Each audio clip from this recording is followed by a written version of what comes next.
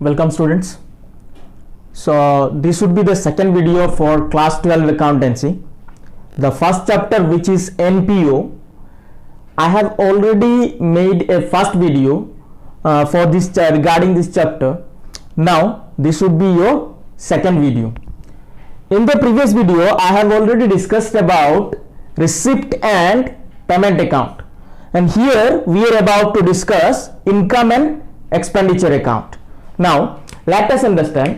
समझिए कि income and expenditure account होता क्या है. Income and expenditure account, by the word itself ये समझ में आ रहा है ये इनकम और एक्सपेंसेस से रिलेटेड होगा. आप लोगों ने क्लास 11 में प्रॉफिट एंड लॉस अकाउंट किया होगा, ये सेम है. प्रॉफिट एंड लॉस अकाउंट हम लोग ट्रेडिंग ऑर्गेनाइजेशन के लिए बनाते हैं, और यहां पर जो इनकम एंड एक्सपेंडिचर अकाउंट है वो नॉन ट्रेडिंग ऑर्गेनाइजेशन या नॉट फॉर प्रॉफिट ऑर्गेनाइजेशन के लिए बनाया जाता है. अच्छा, let us start. It is as the equivalent of profit and loss account drawn up for non-trading concern. It performs the same function and is constructed precisely on the same principles.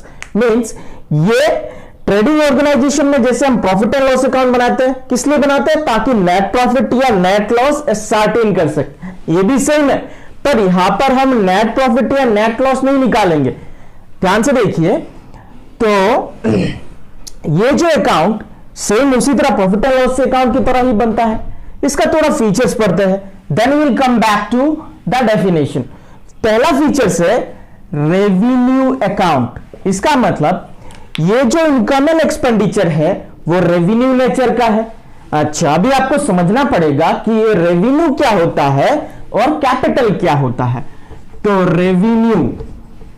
Revenue और capital ध्यान से follow कीजिए. Now revenue का मतलब होता है जो भी एक्सपेंसेस या इनकम जो रेगुलर इन नेचर है, रेगुलर या day to day. You can say that it is day to day income या फिर day to day expenses. Okay, और कैपिटल इनकम या कैपिटल एक्सपेंसेस वो होता है जो डे टू डे या रेगुलर ना हो, मतलब विच इज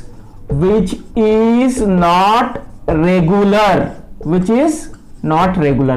तो यहां पर अभी हमें समझ में आ गया कि इनकम एंड एक्सपेंडिचर में वही चीज रिकॉर्ड होगा जो रेगुलर या फिर डे टू डे होता है. क्या होता है? रेवेन्यू. मतलब वो इनकम भी हो सकता है या फिर आपका एक्सपेंसेस भी हो सकता है. उसी तरह नाउ रेवेन्यू इनकम या रेवेन्यू एक्सपेंसेस क्या होता है? जैसे कि रेवेन्यू इनकम या एक्सपेंसेस हो गया आपका रेंट देना, सैलरी देना. This all are what? Revenue expenses. If these are received you can say another term, जैसे कि आपका हो गया सब्सक्रिप्शन. सब्सक्रिप्शन का मतलब आप सब लोगों को पता ही होगा. जैसे yes you know that Amazon prime का आपको सब्सक्रिप्शन लेना होता है. नेटफ्लिक्स हो गया, नेटफ्लिक्स का भी आपको महीने के लिए या साल के लिए सब्सक्रिप्शन लेना होता है. G5 हो गया. दिस तो सब्सक्रिप्शन का मतलब मेरे हिसाब से आपको समझाने की जरूरत नहीं पड़ेगी. सब्सक्रिप्शन का मतलब होता है एक मंथली फीस. अंडरस्टूड? सो ये सब्सक्रिप्शन जो है दिस नॉन प्रॉफिट ऑर्गेनाइजेशन का ये इनकम होता है जो हमेशा रेगुलर इन नेचर में मिलता रहता है. तो this are regular in nature, तो इनकम एंड एक्सपेंडिचर में ये रिकॉर्ड होगा. बट अगर कोई लैंड खरीद लिया जाए, प्लांट एंड मशीनरी खरीद लिया जाए, okay, do remember plant and machinery if purchased these are not recurring. मतलब ये तो हमेशा नहीं, हमेशा लैंड खरीदेगा क्या? लैंड एक बार खरीद लिए बहुत सालों तक तो बेनिफिट मिलता रहेगा.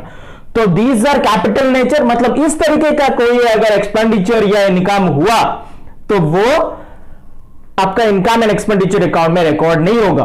बट जितने भी रेगुलर इनकम या एक्सपेंसेस होते हैं वो रिकॉर्ड होगा.